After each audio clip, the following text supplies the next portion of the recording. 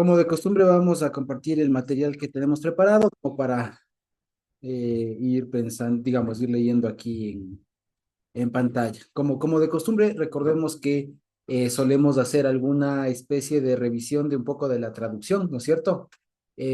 Para que en aquellos lugares en donde hay alguna palabra que de pronto se pueda refinar o retocar alguna cosa, pues ya esté refinada, ¿no es cierto? Entonces, seguramente el texto que ustedes ven aquí en pantalla puede diferir un poco de lo que tenemos en nuestras Biblias, pero justamente se debe a eso, ¿no es cierto? Entonces, la anterior semana, ¿se acuerdan ustedes que terminamos ese episodio de esta cena a la que fue invitado el Señor Jesús? ¿No es cierto? Todo lo que dijo ahí a propósito de esa cena, ¿cierto? Que justamente lo que vimos la última vez que estudiamos Lucas tenía que ver con el carácter esta de la invitación muy amplia que se terminó haciendo a ser parte del pueblo de Dios. ¿Se acuerdan ustedes?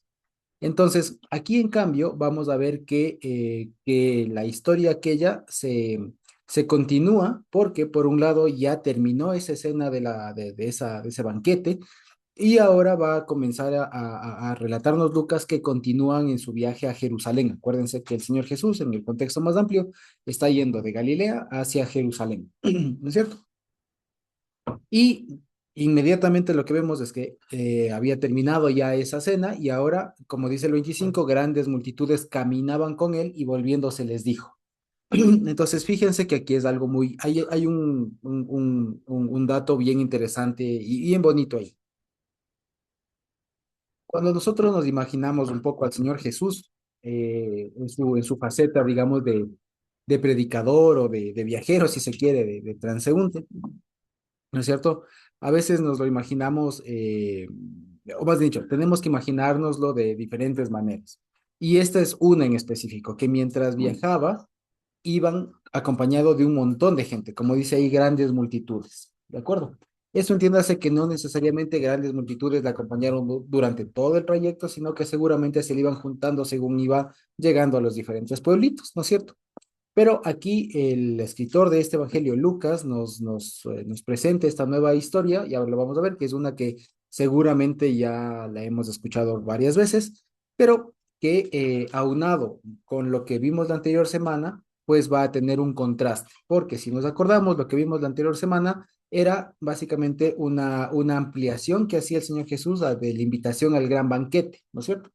Y era una invitación muy amplia que decía básicamente, parafraseando, ¿no? Dado que aquellos que estaban inicialmente invitados no quisieron venir, se sintieron ocupados o tuvieron otras cosas, pues ahora voy a invitar a todos aquellos que inicialmente les faltaría algo, ¿cierto? ¿Se acuerdan ustedes que hablamos de eso, de los pobres, los mancos, los ciegos, los cojos? Y les invita. Y da la idea de una invitación muy amplia y parecería entonces que cualquiera puede entrar. ¿No es cierto? Entonces, la anterior semana nos quedaríamos con esa idea. Cualquiera puede venir a la cena del Señor, ¿no es cierto? Cualquiera puede venir al banquete que Dios está preparando. Bueno, lo que vamos a leer ahora matiza eso, porque si es cierto que se abre la invitación, que vuelve a ser amplia como lo fue siempre, ¿no es cierto? Pero ya quienes entran, no es que entra cualquiera tampoco, ¿ya? Ahora vamos a ver. Entonces dice, grandes multitudes iban con él y volviéndose les dijo, si alguno viene a mí y no aborrece, si quieren ahí, de pronto el lenguaje más actual dirá odia, ¿ya? Pero suena un poco fuerte, ¿no? Dice, si alguno viene a mí y no aborrece a su padre y madre, esposa e hijos, hermanos y hermanas, y aún también su propia vida, no puede ser mi discípulo. Y el que no lleva su cruz y camina detrás de mí, no puede ser mi discípulo. Porque, ¿quién de ustedes, queriendo edificar una torre, no se sienta primero y calcula los gastos a ver si tiene lo que necesita para acabarla?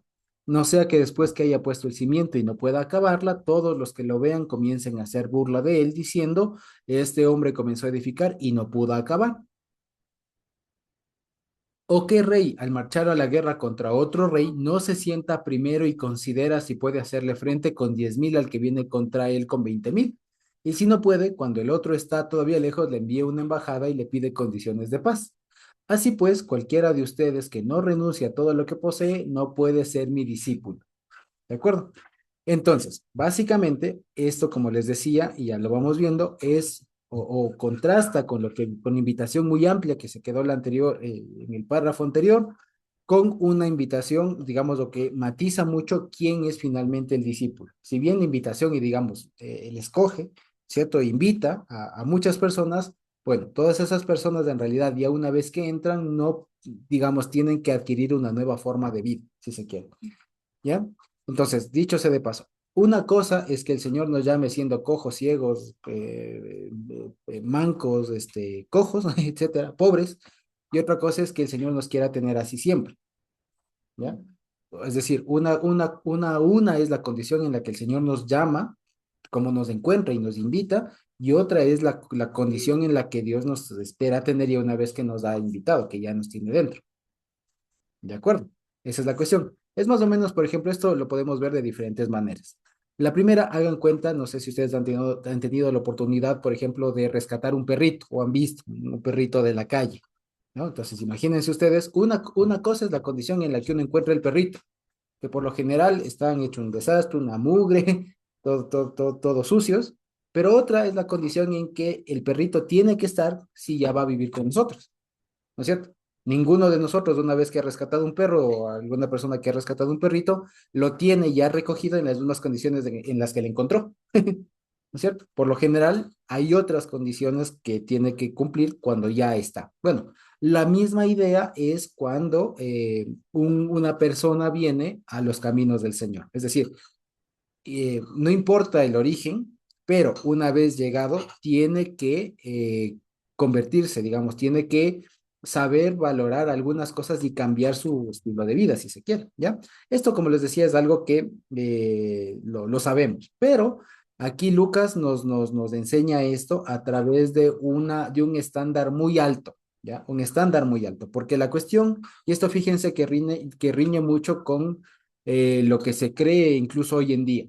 Porque, por ejemplo, hoy en día, si ustedes van a ver, en buena parte del cristianismo, no les digo en todos, pero un mensaje que ha pegado mucho y que cada vez se va difundiendo más es aquel que sostiene que, es aquel que sostiene que uno puede ser como quiera, siempre y cuando uno alabe o ame a Dios. Y no importa entonces cómo soy, lo que creo, lo que escucho, lo que digo, lo que hago, lo que me hago, siempre y cuando yo ame a Dios. Y ya está.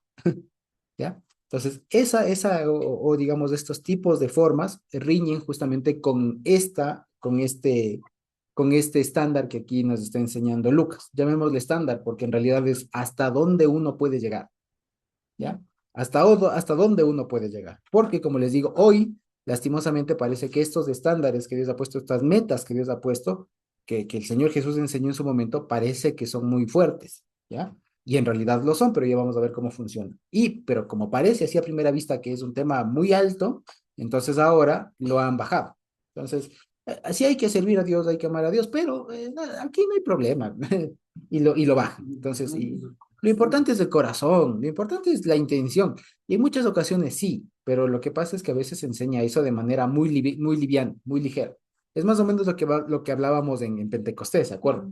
Tema de ser muy rígido y después a veces no les gusta lo rígido, no les gusta ser enseñados y se van al otro lado. Se van al lado de donde no hay límites y pues ya estás adentro, ya, pues sé libre y vive como quieras, con tal, te puedes hacer, sí, lo que vos quieras. Entonces, no es así. Entonces, vamos a ver cuál es el estándar extremo, por así decirlo. No, cuál es el estándar extremo que pone el Señor Jesús como requisito para considerarse discípulo, ¿ya? Porque, por ejemplo, aquí fíjense que no está hablando, aquí está hablando el Señor Jesús de una manera muy, si se quiere, muy autoritativa. Está hablando como autoridad, está hablando como maestro.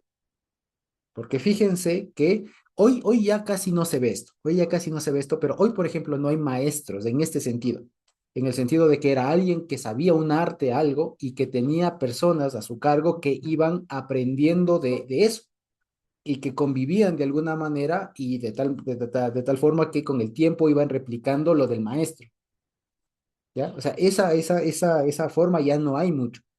¿Ya? Y en las iglesias menos. En las iglesias casi menos todavía no hay ahí sí discipulado, no hay esa figura de maestro y de discípulos. No lo hay, es algo muy escaso ahora, ¿ya? Pero cuando aquí el Señor Jesús está hablando de ser discípulo, está hablando de eso, de alguien que está dispuesto a seguir la forma de vida del Señor Jesús. Ese es el discípulo, el que copia, digamos, el que imita, el que aprende la forma de vivir de una persona, ¿ya?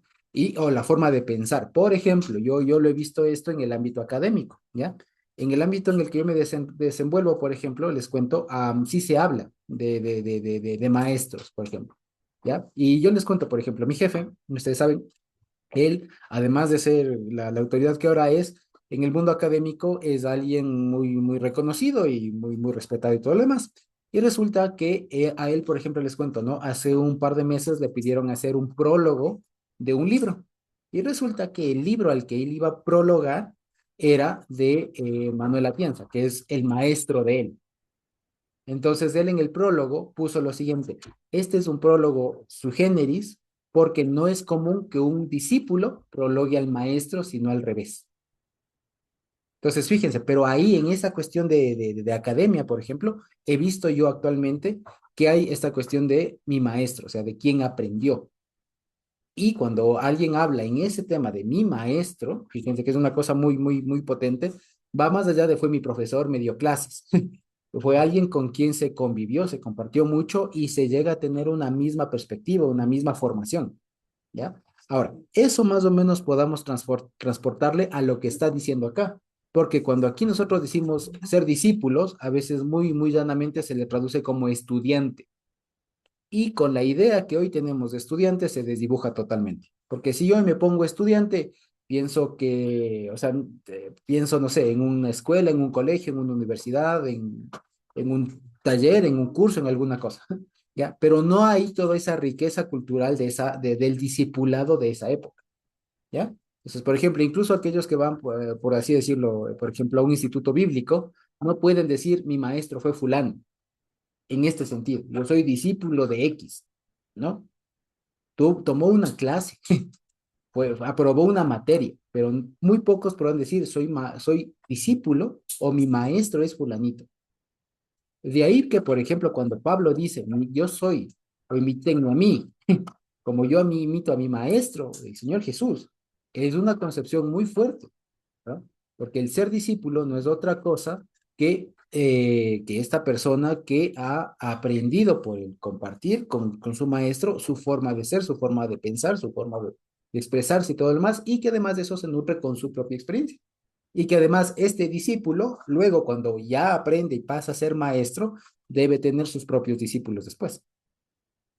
Pero es en esta cadena de discipulado, si se quiere. ¿Ya? Esa es la cuestión. Entonces, cuando aquí estamos hablando, volviendo ahora sí al tema, ¿no? Y el Señor Jesús pone unos requisitos, unos estándares para ser discípulos suyos, vamos a ver qué pide, ¿ya? Otro dato interesante. En la época, el Señor Jesús no fue el único maestro que hubo. Hubo muchos más. De hecho, muchos de los fariseos de la época eran maestros porque tenían a su cargo discípulos. Juan el Bautista fue maestro. Ya, de hecho, incluso así siguiendo la línea teológica, Juan el Bautista fue maestro del Señor Jesús, ¿ya? En el sentido amplio de maestro, ¿no? ¿Ya? Por eso es que cuando el Señor Jesús va y se bautiza, Juan le dice, debería ser al revés.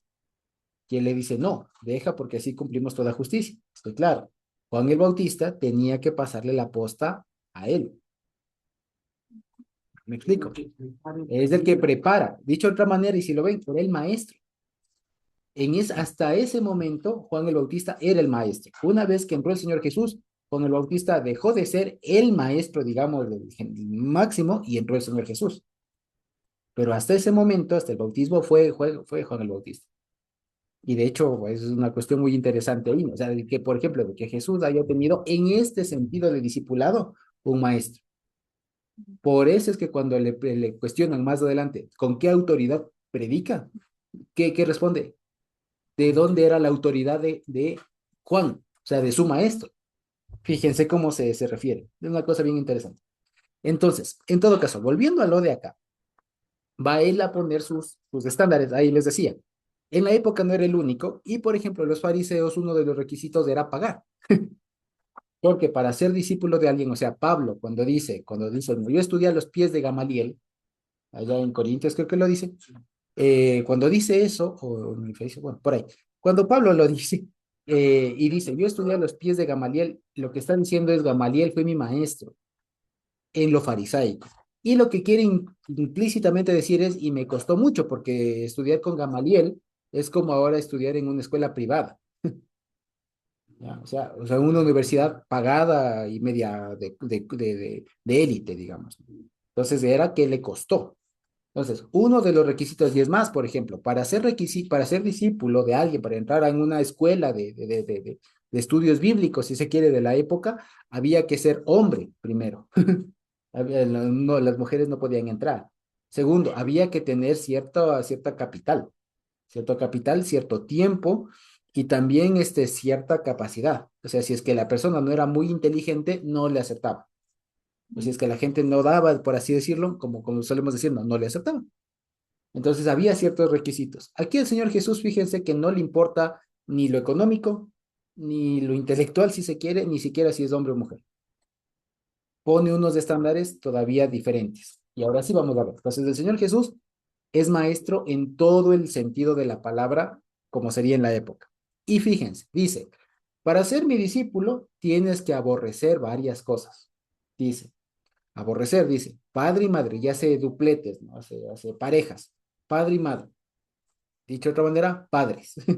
Dice, dice, esposa e hijos, es decir, familia cercana. Después, hermanos y hermanas. Otra vez, familia. En términos muy generales, tiene que aborrecer a toda la familia. ¿Ya? Después, y también aborrecer aún su propia nefesh, dice ahí, su propia vida, su propio cuerpo. Dice, y si no aborrece, no puede ser mi discípulo. ¿Ya? Vamos a ver. Y dice, y el que no lleva su cruz y camina detrás de mí, no puede ser mi discípulo. ¿Ya? Ahora, todo esto de aquí, todo esto de estas parejas que se hacen, ¿no? Padre y madre, esposa e hijos, hermanos y hermanas, y incluso su propia vida, se resume en esto, de llevar su cruz y caminar detrás de mí.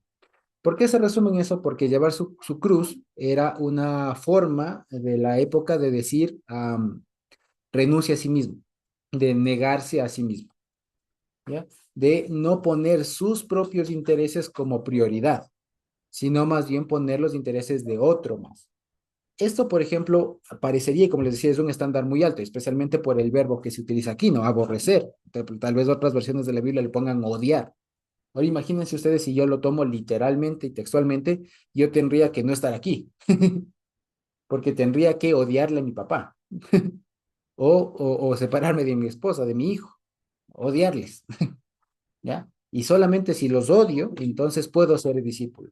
Evidentemente esto no se refiere a aquello. Mateo, ahí está la cita, en Mateo 10:37, lo plantea de la misma manera, plantea lo mismo, pero con otros verbos.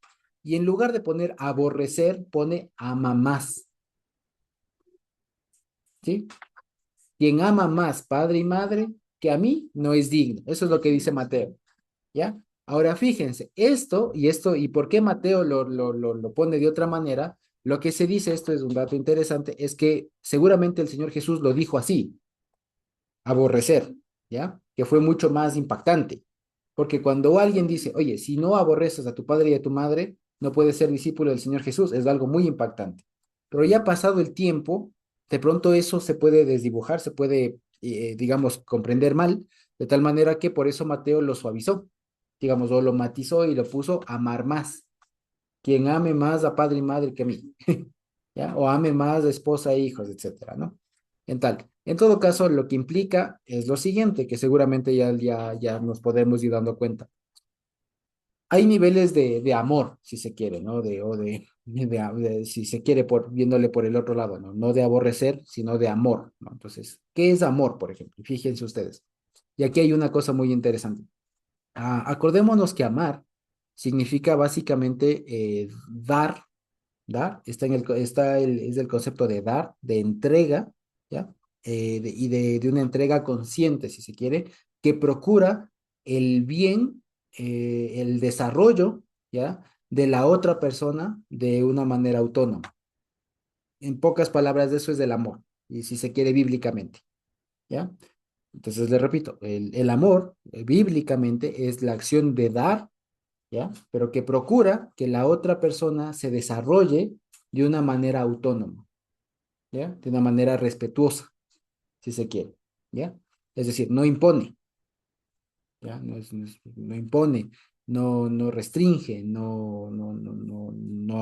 y tampoco el amor es dejarse mandar o dejarse que porque el otro se desarrolle me humille a mí.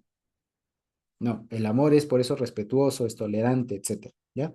Eso básicamente es del amor. Ahora, cuando aquí se habla de amor, entonces se está poniendo básicamente, está hablando de prioridades o de aspectos de personas que se tiene como prioritarias en la vida de uno.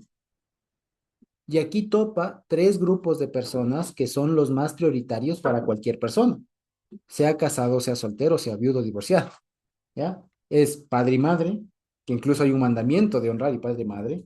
Hay esposo e hijos, que también hay mandamiento de amar esposos e hijos, y de hermanos, que también hay mandamiento de amar al prójimo como uno mismo.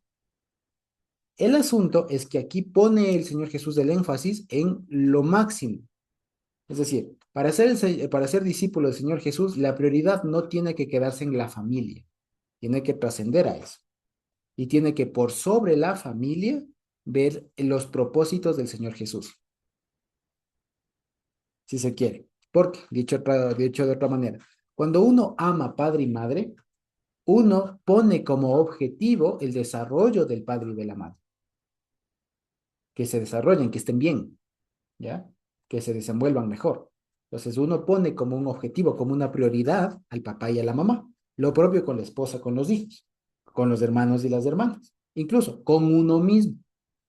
Pero lo que enseña el Señor Jesús es que esas prioridades están bien, pero hay una superior, que es los propósitos del Señor Jesús, los propósitos del reino, por así decirlo. Entonces, lo que quiere decir es, un buen discípulo, para ser discípulo, tiene que estar bien organizado sus prioridades. No puede ser prioritario la familia antes que el Señor Jesús, ¿ya? Lo que implica esto es, de otra manera, no es tampoco ahora desecharlos, ¿no es cierto? Evidentemente al padre y a la madre, sino más bien lo que implica es integrar la cosa.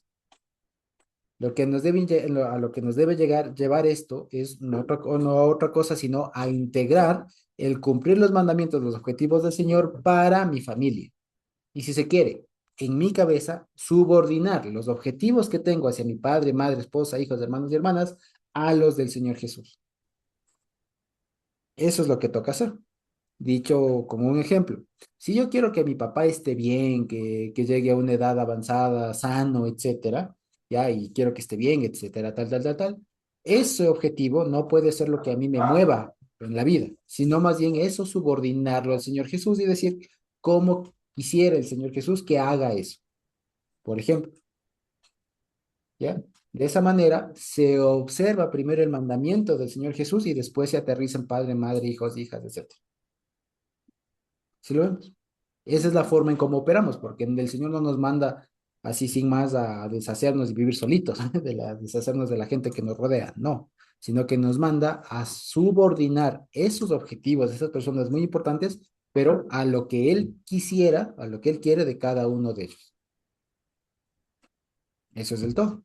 Si uno no tiene estos parámetros, estas prioridades así de ordenadas, así de configuradas, si se quiere, es muy complicado ser discípulo. Y claro, por eso es que, por ejemplo, ahora es muy complicado cuando a una persona hoy, por ejemplo, se le dice, pero vea, es que usted no puede, como preguntaba la otra vez, Edwin, fuera de cámaras, ¿no?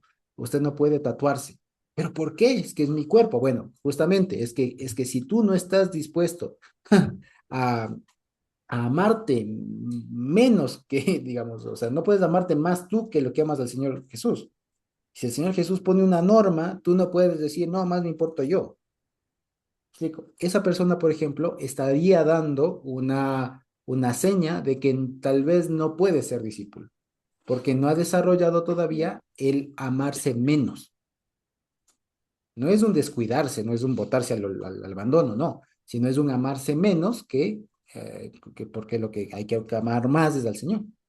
En ese sentido, aborrecerse, ¿ya? Entonces, eso, por ejemplo, o alguien que diga, vea, tiene que hacer tal cosa por el Señor, no sé, levantarse a orar, qué sé yo, como padre, o como padre o madre, por ejemplo, sentarse a estudiar un poco para que después le comparta al niño, por ejemplo. Si usted no está dispuesto a eso, bueno, usted no le ama a su hijo. Y usted no está dispuesto a ceder eso y a fortalecerse y demás. Por lo tanto, habrá duda un poco de si está dispuesto a ser discípulo. Porque lo que aquí nos está diciendo en pocas palabras es el discípulo está dispuesto a reorganizar sus prioridades, a reconfigurar sus prioridades. No nos invita el Señor Jesús a dejar, o sea, a tomarnos esto así a pie juntillas, ¿no? Decir, hay que aborrecer, pero entonces de aquí te elimino del Facebook, te borro y me cambio de nombre. No, no. Lo que nos está diciendo es que hay que reconfigurar las prioridades para que todo eso funcione de acuerdo a lo que el Señor Jesús quiere, comenzando de mi vida, mi entorno familiar y todo lo demás. Ese es el asunto. Y esto, como tal vez ya nos habremos dado cuenta, quienes tenemos varios años andando con el Señor, no es fácil. Y siempre merece un tema de estar ahí, eh, digamos, esto no es algo que ya se logró, esto es algo que en realidad se está siempre caminando, siempre se está revisando y siempre se está volviendo a revisar y tal. ¿Sí? Eso, esa es la primera condición entonces. Dicho así, para ser discípulo del Señor Jesús hay que estar dispuesto a reconfigurar prioridades en términos generales. Luego, dice, y aquí les pone un ejemplo, una parábola. Dice, ¿quién de ustedes queriendo edificar una torre no se sienta primero y calcula los gastos a ver si tiene todo lo que necesita para acabarla? Cuando aquí se refiere a una torre, las torres en esa época se referían a estructuras así elevadas, etcétera, que se hacían para vigilancia, para guardar algo. Por ejemplo, una torre para proteger una ciudad o incluso para proteger un ganado, una villa, etcétera, ¿no? O sea, ha sido una torre, ¿ya? Entonces dice, alguien quiere cumplir un buen objetivo, que es construir una torre, pero dice, cualquiera que va a plantearse un proyecto así de grande, pues no se sienta primero y calcula, no sea que después no le alcance y quede como burla. Y les pone otro ejemplo.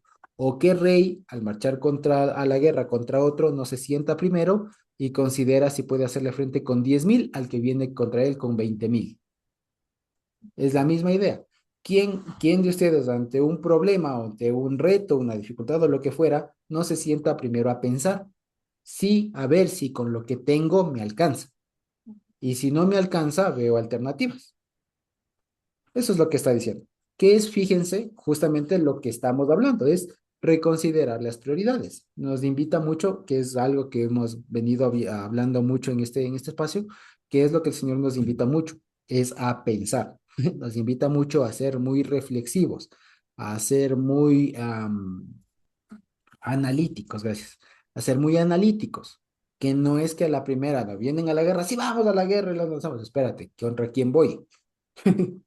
Ya, no, no es tan así, ¿ya? No es así de ir a la primera. Entonces, el discípulo, en pocas palabras, es alguien que sabe analizar las situaciones, lo toma con mente fría, que no hace las cosas así al apuro, que no hace las cosas así de golpe, al impulso, a lo que venga, con emociones, ¿no? Así, no.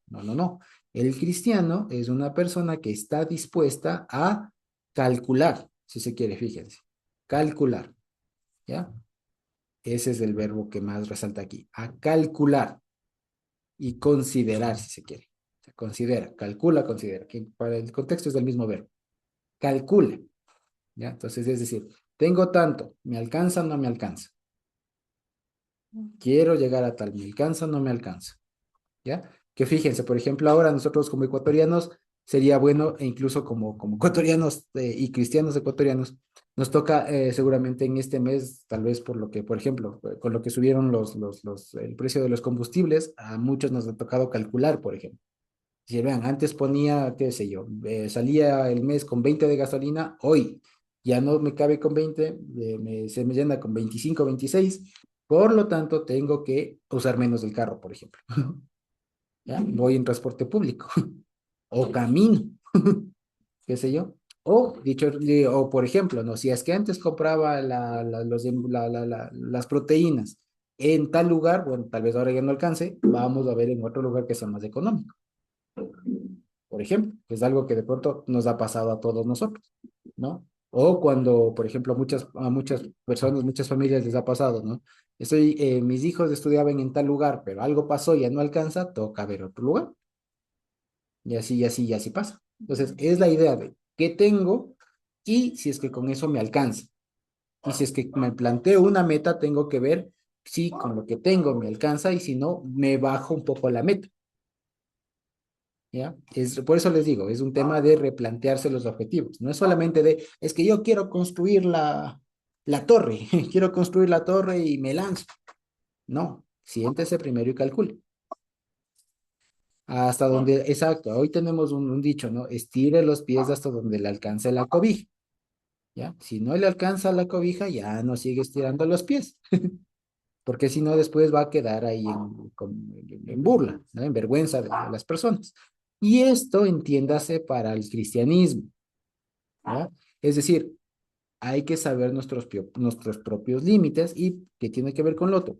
Tiene que uno saber bien las prioridades, a dónde uno apunta, que tiene que ver también mucho con lo que les preguntaba ese día en Pentecostés.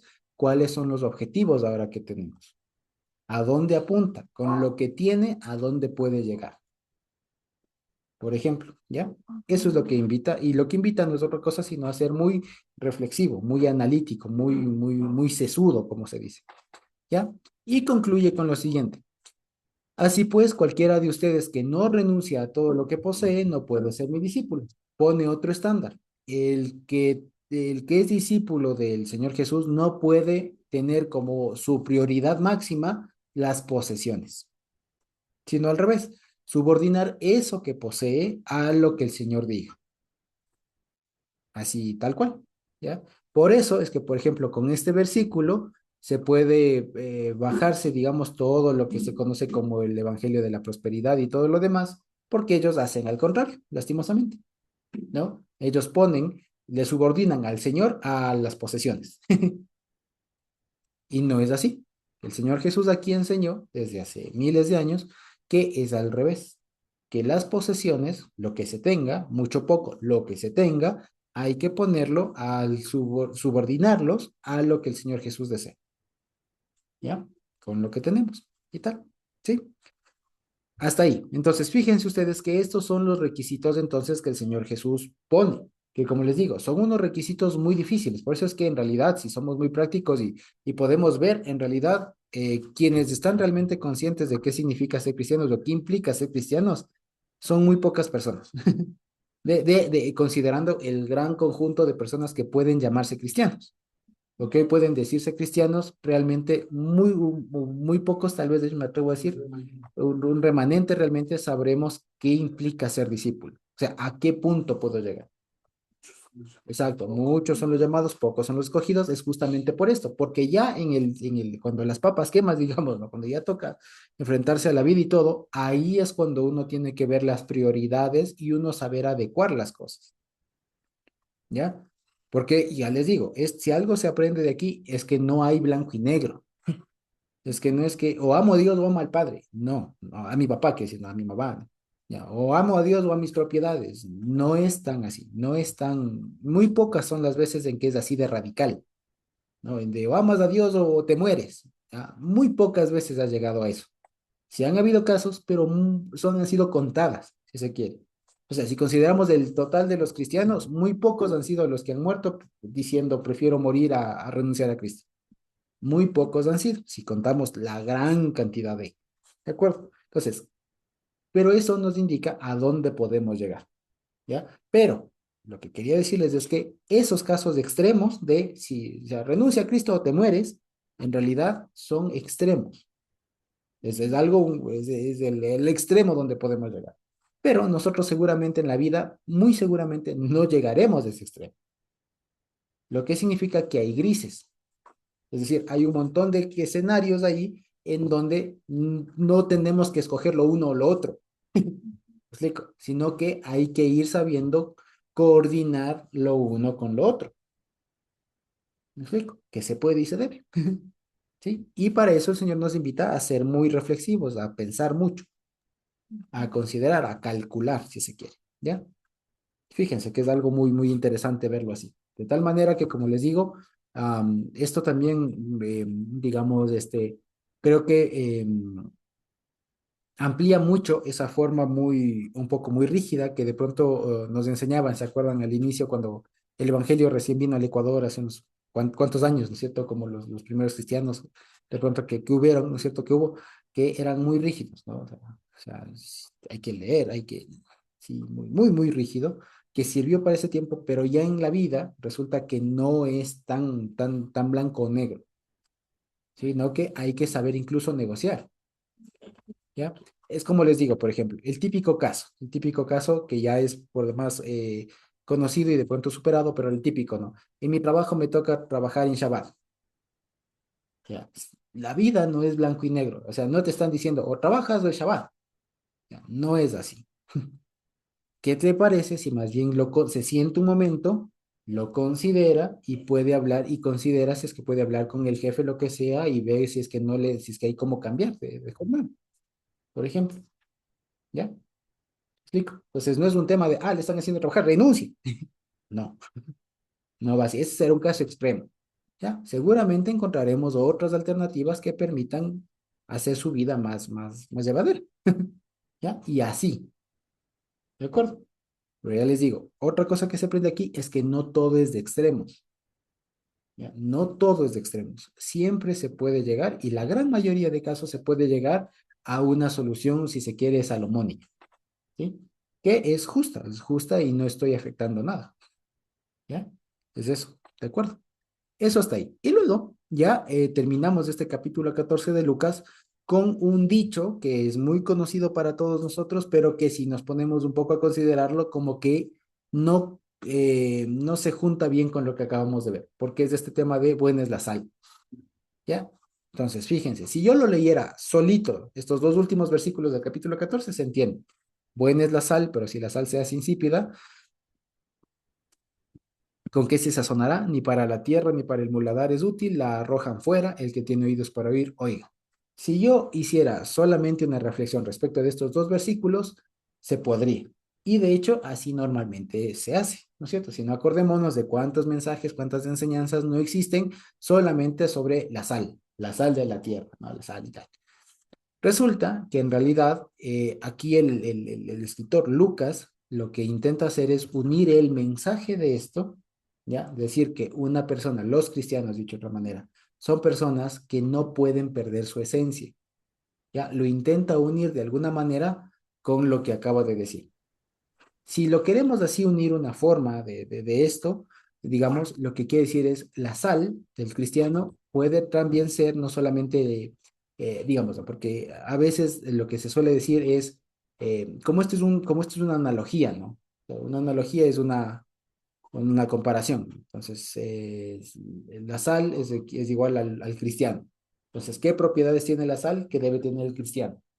¿Cierto? Entonces suele decirse, ¿la sal qué es? Bueno, la sal sazona, da sabor a la comida. Entonces el cristiano tendría que también dar sabor, dar condimento, etcétera. ¿La sal para qué más sirve? Para curar algunas heridas, algunas cuestiones médicas. Bueno, el cristiano también tendría que servir para sanar de alguna manera. Luego, la sal también sirve, por ejemplo, para en los lugares cuando hay nieve, arrojar sal para que la gente pueda caminar.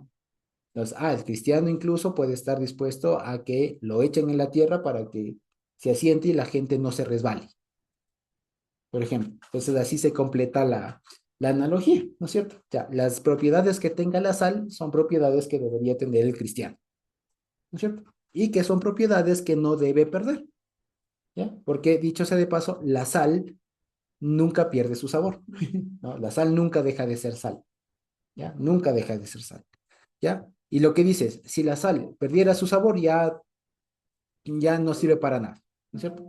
Entonces, lo que quiere decir es, si el cristiano pierde esas funciones, ya dejó de ser cristiano, ¿ya? Pero si a esto lo unimos con lo que venimos diciendo, ¿cuál sería otra propiedad de la sal del cristiano? ¿Qué es lo que le hace ser cristiano? O sea, ¿qué es lo que al cristiano le hace ser cristiano? O sea, dicho sea de paso, ¿no? ¿Qué es eso que a la sal le hace ser sal? ¿Ya?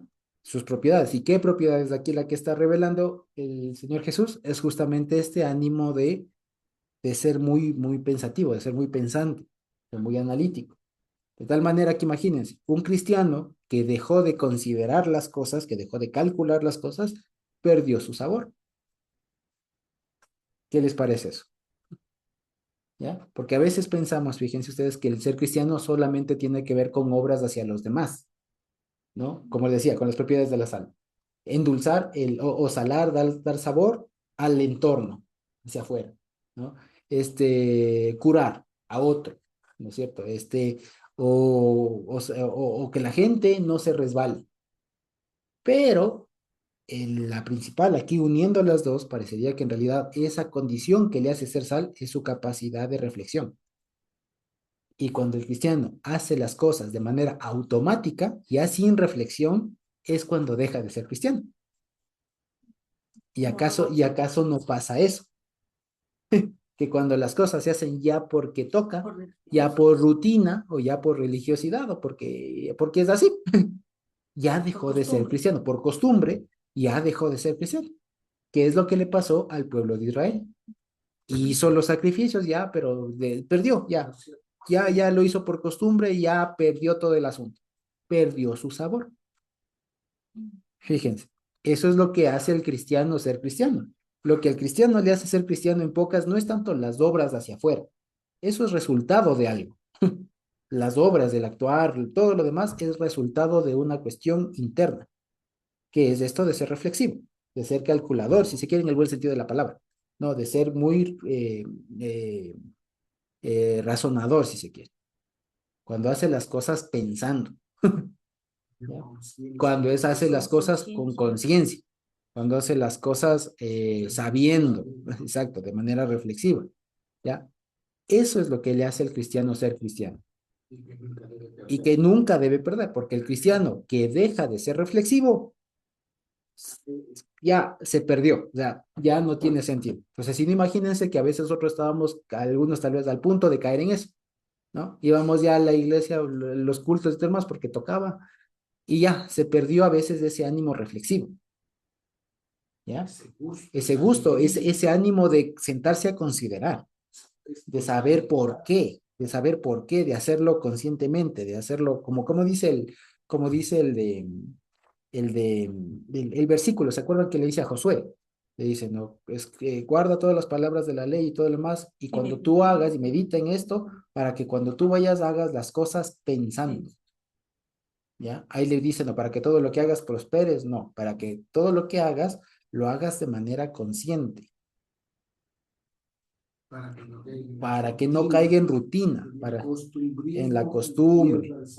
Exactamente. Se hace por hacer. Exactamente. Y cuando la gente llega ser por hacer, ya se acabó.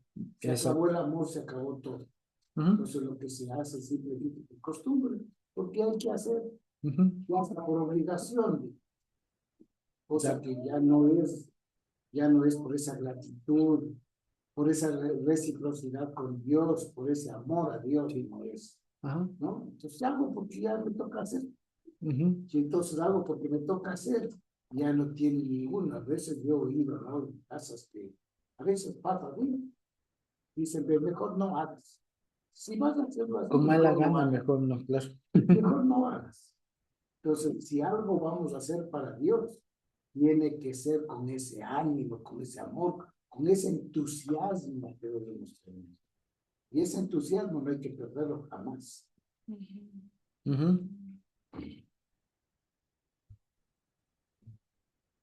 Muy bien, entonces eso fíjense ustedes que ha sido la sal. Entonces, la sal de la tierra no tenía que ver tanto con, según Lucas, ojo, ¿no?, con las propiedades de la sal. Por eso es bien bonito Lucas, porque si vamos a Mateo o a Marcos, sí se ve solamente con las propiedades de la sal como un símil del cristiano.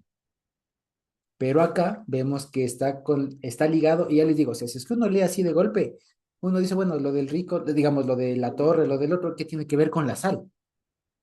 Pero ¿qué tiene que ver con la sal? O sea, no pega mucho. Pero una vez que uno le cacha y uno se conecta con cómo pensaba Lucas de lo que quiere decir, dice, claro, ahora tiene todo el sentido. O sea, el cristiano hace las cosas pensando, a conciencia. Y cuando deja de ser consciente, o sea, comienza a ser rutinario y todo lo demás, perdió. Y ahí sí, dice, ya no sirve ni para nada. La arrojan fuera. Y es el resultado de un cristiano que ha perdido su conciencia. Ya perdió todo, no sirve para nada. ¿Qué más es? Bueno, hasta luego, fuera, gracias. Y que muchas veces es peligrosísimo caer en esto, porque voy a leer la Biblia, ya toca leer, Ujú. o me voy al culto, como decíamos antes, no voy al culto porque ya soy Porque es cristiano y domingo. tengo que ir y el domingo Claro, y si no me van a hacer porque no vi. O sea, ya cuando se cae en la rutina, se perdió el sabor, ya no hay nada, exacto. ya Ajá. no sirve para nada. Uno puede, estando en el templo, digamos allí, uno puede estar diciendo, quiero hacer culto, quiero hacer Claro, culto. ya me voy. Y el fútbol. Claro. Que fíjense ustedes que es algo que muy normalmente se suele decir, ¿no? Y incluso, eh, antes de dar la palabra a Carmen, incluso me acuerdo que mucho, porque es un discurso más o menos común, ¿no? En el medio, que suelen decir, pero es que los hermanos, la gente no viene a la iglesia, que no sé qué, y claro, vienen acá y están pensando en el fútbol, en lo que van a hacer después. Es que claro, a veces no se promueve esto, La la reflexión. reflexión, el enseñar, porque como hemos visto varias veces, una de las cosas que más vino a enseñar el Señor Jesús es a hacer pensar a las personas, a que reflexionen, a que vean que tienen capacidad de hacerlo, que el Y Señor les sepan, ha dado todo lo que se necesita para reflexionar, para sepan pensar. por qué hacen, Exacto, saber qué por hacen. qué se hacen las cosas. Exacto, y no ser solo autómatas. O sea, ser un tema de, a ver, ya salimos de Egipto, vamos al Egipto. Hay que esperar al Señor, sí, sí, vamos al Señor. Aquí están tus dioses, ah, sí, sí, mis dioses. Pues no el Señor, ah, sí, sí, el Señor, el Señor. Y es No. bonito, ¿no? Es bonito, ¿no? Y muy importantísimo. Cuando dice, si es que viene alguien, un rey viene con 20,000 y yo tengo 10,000, ¿ya? ¿Me les te Entonces alcanza? ahí tengo que pensar si es que le voy a hacer frente así o mando de embajada para buscar la paz. Exacto. Entonces es encontrarle a través de la reflexión cómo enfrentar de mejor forma esa. Allí está haciendo, como quien dice, sal, está Ujú, reflexionando, está pensando, está sazonando esa situación. Pero en cambio, cuando ya después obra, porque así es, ¿no? De rutina, cae en el costumbrismo y todo, perdió todo. Y cuando se hacen las cosas así, ya no hay sentido de eso. ujú, Puede que le haga todo lo que quiera. El Señor decía, lo que hacías no lo hacías para mí, sino para Colombia. claro. Ujú, así es, sí. Eso. Ahora sí, Carmita, perdón que nos demoremos un poquito. Josué, bueno, yo, la verdad, yo nunca me había fijado, no sé, no pasaron mis ojos por Lucas en este capítulo que me sorprendí la frase, ni para la tierra ni para el muladar es útil. Ujú, Parece que por primera vez he leído, Dios mío. Entonces, pero me pregunto qué es el muladar y cómo se usa la sal ahí, no, no le comprendí. En la ujú, tierra sí entendí que es para no resbalarnos, ujú. para no resbalarnos. Y en el muladar, El muladar, buena pregunta. para purificar, porque dice que es majada, no sé qué, estiércol. Sí, Es- a ver, Yo el pensaba muladar que es era el lugar de las mulitas.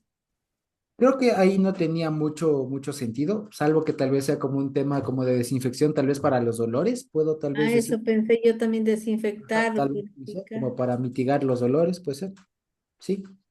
Entonces, sí, eso, creo que podría ser eso. Un poco raro. Y bueno, yo al último me vino que el verso 33 se podría leer en sentido inverso Ajá, para comprender la idea, o más bien negando. A ver, voy a leer así. ajá, El que es capaz de ser mi discípulo es aquel, voy a decir así, que ha recibido la competencia para renunciar a todo lo que posee. exacto, Es muy decir, bien. uno que en verdad ha sido tomado por discípulo del Señor recibe la capacidad para renunciar. Y el que no es capaz de renunciar es porque no es discípulo. Exactamente, Y el tal. que es sal siempre va a ser sal porque la sal no pierde su sabor. Y el Ujú, que se juntó con la sal pero no ha sido sal, entonces ese es el que podría quedar fuera. ujú, exactamente, tal cual. Sí, exactamente. Gracias, Carmita. Con eso creo que queda clarísimo, ¿no? Entonces, fíjense, pero lo que quiero notar es una vez más, cómo es que y por eso me está gustando muy, me ha gustado, me sigue gustando cada vez más Lucas, porque invita a no leer por secciones, invita a leer, o sea, por párrafos, ¿no? A ver, hoy vamos a ver la sal de la tierra, mañana no, sino que invita a ver por porciones más grandes, más extensas, y que más bien a veces recortarle a Lucas es un poco, puede ser un poco así como que se deja así, como que se comprende, pero más riqueza tiene cuando se lee de corrido y porciones más grandes. Y en ese sentido, por ejemplo, la siguiente semana, si Dios no viene antes, hemos de leer todo el capítulo 15 porque todo el capítulo 15 es una sola idea, ¿ya? Entonces, desde ya les puedo anticipar y les pediría que podamos venir leyendo todo el capítulo 15, ¿ya? Si podemos leerlo una vez diaria, que de aquí hasta el viernes que viene, puedan verlo, pero todo el capítulo, o si le pueden ir leyendo por porciones, lo que sea, pero todo el capítulo, porque si Dios permite, el siguiente viernes hemos de ver todo ese capítulo porque es una sola idea. Y si se lo corta, se puede interrumpir. Y creo que así se aprovecha más. Y no es ánimo de correr ni nada, sino que ya van a ver que todas las cosas que el Señor va diciendo apuntan a un mismo lado. Sí. ¿Sí? Eso básicamente. Entonces, eso. No sé si tenemos alguna pregunta adicional aquí respecto de lo que hemos visto. Josuecito, Edwin. está muy bien la explicación. Cuando tú estabas explicando el versículo 26, si le subes un poquito, por favor. Ujú. Se me vino enseguidita a la mente por qué en cambio asimismo Pablo le hace el asímil con el soldado, pues el soldado cumple lo que es.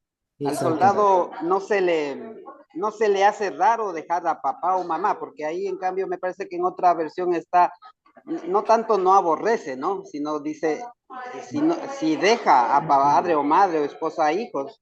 Entonces el Ujú. soldado cuando le dicen, vaya, él va, él no está viendo si chuzo está la mamá enferma, está sana, le falta algo, tiene dinero. No, no, no. De igual manera, esposa e hijos, si le llaman, y eso es lo que se ve hoy en día en eh, en estos operativos que tenemos hoy en día.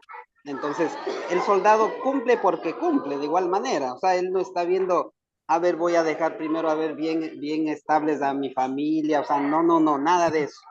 Y de igual Claro. manera, ¿no? En el 28 dice, queriendo edificar una torre. En cambio, yo le pongo así, ve, mira, queriendo cumplir una misión el soldado, se Ujú. sienta primero a planear, a hacer una estrategia para poder cumplir esa misión. Entonces, uno Exacto. como cristiano de igual manera tiene que ver eh, cómo puede llevar la palabra del Señor y donde está, donde tiene la riqueza es en la palabra mismo, ¿no? Porque nos ha dejado todos estos versículos, estas enseñanzas del Señor Jesús, y por eso es que nosotros podemos, eso te digo, y decías tú, una analogía o un símil con el soldado, que él cumple nada más, obedece y cumple la misión nada más. Ajá. Así es. Sí, sí, sí, tal cual. Sabes que incluso de pronto ustedes han visto esta serie. Hay una serie gringa muy conocida y me vino a la mente esto por lo siguiente, ¿no? Hay esta serie Malcolm. Ustedes han visto Malcolm el del medio. Hay un capítulo en donde es cómica, ¿no? Pero para ilustrar sirve. Hay un capítulo en donde uno de estos hijos se va a la milicia. Y él siempre fue, ustedes recordarán de pronto si han visto que él siempre fue, o sea, la característica de él es que es muy rebelde, que es muy como incluso torpe. Pero resulta que cuando se va a la milicia, él entiende que él está hecho para seguir órdenes. Y se va a la milicia y él dice, no, apagué mi cerebro y solamente hice lo que me decían. Entonces, incluso llegó al punto de decir, abre la boca, mete cuchara, mastica, traga. Entonces, así, ¿no? Desde el chiste. Pero llega un punto en donde, y todos le tenían como el soldado ideal, que obedecía órdenes y que no se cuestionaba nada y qué tal, ¿no? Pero de pronto en un entrenamiento le ponen él de líder, ¿no? Y tenían un comunicador. Resulta que en el tema de eso se le daña el comunicador y no supo qué hacer y perdió. Entonces ahí es el tema, justamente. Entonces, y justamente aunando con lo que decía del soldado, ¿no? Nosotros no somos en ese sentido como el de esta serie, no un autómata. No, somos personas que sirven, que siguen objetivos, pero que tienen capacidad suficiente para pensar, para desarrollarse. Entonces, y que Dios, exacto, como he dicho Carmita, ¿no? Dios nos ha dado la competencia para hacer las cosas. Por eso es que a nosotros no nos cuesta. O sea, a nosotros no nos cuesta, ay, no puedo hacerme un tatuaje, ay, no puedo hacerme un piercing. A nosotros no nos duele, porque es que nos ha dado la competencia para servir. En cambio, alguien que le duela eso, por ejemplo, alguien que, no sé, por ejemplo, hay alguien que, yo lo he visto, por ejemplo, con mi papá, desde toda su vida ha sido un tema de vamos a tal lado, vamos a otro lado, y ponga el carro, y meter en el carro un montón de gente, o cargarle incluso a veces más de lo que podría llevar, lo que sea, y vamos de viaje por caminos malos, todo el más, y no le dolió el carro. O sea, no le dolía el carro, a veces llegaba de todo el viaje, todo el trajín, a la mecánica, a repararlo y todo lo demás, y a la siguiente vez otra vez en el mismo trajín. Y no dolía. Y nunca le he visto a mi papá de quejarse por el tema de decir, ay, mi carrito, ¿cómo le toca? ¿No? En cambio, he visto muchas otras personas que cuando se dice, vamos a tal lado, vamos en tu carro, no, es que qué pena, no. O sea, me explico. Por ejemplo, yo les cuento lo que yo he visto, ¿no? Y yo intento también replicar lo que aprendí, ¿ya? Entonces, fíjense, y lo mismo he visto, por ejemplo, en el Estevita, ¿no? Aunque tiene un carro chiquito y todo, pero vamos, metamos sillas y todo, y vamos, ¿me explico? Igual así, entonces, fíjense, es porque a nosotros ponemos, subordinamos, como en el caso de acá, ¿no? Nuestras posesiones a lo que el Señor Jesús nos manda y no al revés. En cambio, alguna persona que de pronto todavía le cuesta es porque está, por así decirlo, al menos ejercitándose en eso, ¿ya? Y tal, no que no haya que ser cuidadoso, sino que, digamos, nuestras prioridades de este mundo son diferentes y vemos la vida en ese sentido un poco diferente, ¿sí? Exactamente. Ahí está. La sal se utilizaba antiguamente en el muladar como agente de conservación y purificación para retrasar la descomposición de la basura, evitar la proliferación de plagas y neutralizar olores. Sí, justo. Entonces, lo que dicen, ¿no? Ni para eso serviría. Y yo, Josecito, Genita. ¿por qué el escritor no pondría el dulce, el azúcar, en vez de la sal? Una ¿Por qué, pregunta yo. por qué el azúcar no es Porque a veces decimos, ay, qué linda persona, ese es un pan de dulce. Ah, claro. Pero no decimos, eres una sal, porque da sabor, conserva, ¿no? Lo que Y pasa, como eso es una también dice que cuestión. la sal también limpia, Sí. en cambio el dulce no. Claro, en cambio hoy, por ejemplo, la sal, le decimos qué salado que eres. Pero, por ejemplo, esto es una buena pregunta y es por una cuestión cultural, porque a diferencia nuestra, hoy, ¿cuánto cuesta un kilo de sal? Una libra de sal, ¿cuánto cuesta? ¿Qué? Ni un dólar, cuesta, ¿qué? 20 centavos, creo que cuesta 30 centavos. 30, 30 40 centavos, centavos, creo. ¿no es cierto? Es más, es una cosa ya para nosotros muy cotidiana, pero en esa época incluso la sal era cara. De ahí, por ejemplo, que incluso lo que se suele decir, ¿no? Por ejemplo, a los soldados romanos se les pagaba en algún tiempo en sal, y de ahí viene la palabra salario, porque les pagaban con sal. Entonces era algo un poco valioso en la época. Sí, entonces es una cuestión cultural, que era algo cotidiano, era moneda, era algo valioso. Por eso, y que se utilizaba más en el común. Ujú. Sí, por eso, gracias, Virginia. Entonces, no sé si tenemos algún otro comentario, pregunta por ahí, y si Yo, no, hermano Josué, por favor, mi hermana, dile. me falta algo. Hermano Dile, Josué, sí. ay, en el versículo 35 Ujú. termina el que tiene oídos para oír, oiga. Así es. ¿Por qué? ¿Por qué dice, por qué termina con esa frase? Si usted me puede ampliar un poco más, es solo esa frase. Claro que sí. Esa es una frase típica del Señor Jesús que digamos, a ver, es una frase propia de él que significa básicamente lo que hemos visto. El que preste, el que quiere entender, entienda. O digamos, el que tiene capacidad de entender, lo entenderá. ¿Ya? O sea, dicho de otra manera, esto no es para todos, sino solamente para aquellos a quienes es dado. ¿Sí? Entonces es como la llavecita que pone. Es decir, esto no es para todo el mundo, es solamente para aquellos que tengan oídos y el que esté dispuesto a oír. ¿Sí? Muy bien, Eso básicamente. a entenderlo, ¿no? Tal cual. Exacto. Ay, muy bien. Muchas gracias, hermano Josué. Con gusto, mi hermana Dina. Sí, si no tenemos otra pregunta o otro comentario, creo que podríamos ir terminando la grabación entonces por hoy. Eso, como diciendo, el que entendió, entendió. Alguna cosa No, así. no, no, no, no, no. No, no es así. No, es más bien todo lo contrario. No. Es aquella La persona que... Emily dice, no, no, no, no. No, no, porque también a veces no se entiende porque el volumen es muy bajo, ¿verdad? Entonces no se Claro, entiende. claro, Pero exacto. si ya está escrito en la palabra de Dios escrita, entonces, bueno, a mí me faltaba algo más. Sí, eso Ajá. pasó. Sí, claro. Gracias, gracias, La hermano. corrección no es de este tema, del que entendió, entendió, no. Es más que nada el tema de el que ha recibido capacidad de entender es el que entendió, ha ¿Y entendido. quiénes han recibido capacidad sino los hijos de Dios, los hijos del reino? Exactamente. Dicho de otra manera, esto es solamente para nosotros, ¿sí? Por eso es que si les, y a esto es a lo que se refiere Pablo cuando dice, no, lo que es, esto es locura para el mundo, ¿ya? Porque al mundo le enseñan al revés, subordine todo a sus objetivos. Lo que nosotros aprendimos es, no, usted subordine todos sus objetivos a Dios, ¿ya? Y eso es locura para el mundo, eso es una cosa de, pues, estás mal, y así.